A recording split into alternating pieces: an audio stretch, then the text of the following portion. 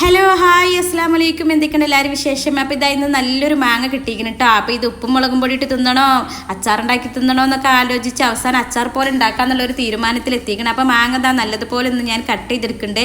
അപ്പോൾ എൻ്റെ വീഡിയോ ആദ്യമായിട്ട് കാണുന്നവരാണെങ്കിൽ ഇഷ്ടമാണെങ്കിൽ ഒന്ന് സബ്സ്ക്രൈബ് ചെയ്ത് സപ്പോർട്ട് ചെയ്യട്ടെ, കൂടാതെ ലൈക്കും ചെയ്യാം. അപ്പോൾ ഞാനിതാ ഈ സാധനത്തിന് ആ ഒരു പരുവത്തിലാക്കി എടുത്തുക്കണേ.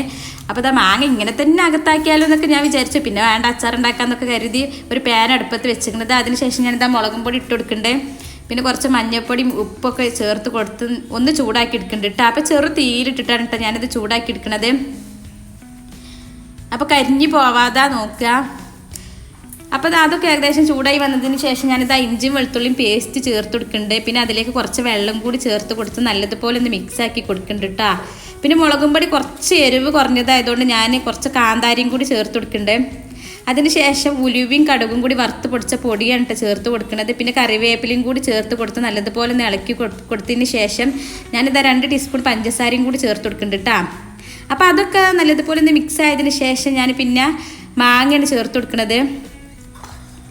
അപ്പോൾ മാങ്ങയും കൂടി ചേർത്ത് കൊടുത്ത് നല്ലതുപോലെ ഒന്ന് ചെറു തീയിലിട്ടാണ് കേട്ടോ മിക്സ് ആക്കുന്നത്. അപ്പോൾ ഇത് മാങ്ങ വേവിച്ചെടുക്കണില്ല, ചെറുതായിട്ടൊന്ന് ചൂടാക്കിയതിന് ശേഷം ഞാൻ കോരി മാറ്റിയിരിക്കണേ. അപ്പോൾ ഇത് നല്ല ടേസ്റ്റാണ് കേട്ടോ. ആ എരിവും പുളിയും മധുരമൊക്കെ ചേർന്ന് നല്ല അടിപൊളി ടേസ്റ്റാണ്.